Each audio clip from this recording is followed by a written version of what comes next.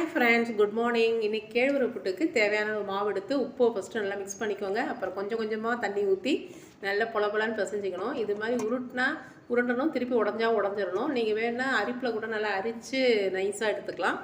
எடுத்துட்டு இந்த டம்ளர்லேயும் செய்யலாம், தட்டில் போட்டும் செய்யலாம். நான் தண்ணி கொதிக்க வச்சுட்டேன்.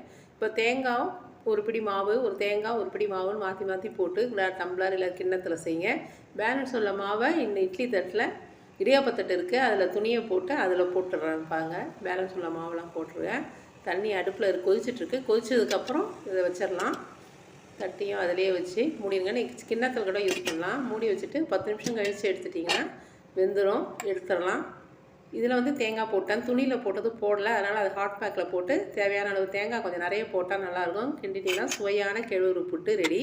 டம்ளரில் உள்ளேயும் அது மோல்ட் பண்ணி எடுத்துருங்க. பசங்கள்லாம் இதை பார்த்தா சாப்பிடுவாங்க. இது சர்க்கரை போட்டு சாப்பிட்லாம். வெல்லம் ரொம்ப காம்பினேஷன் நல்லாயிருக்கும்.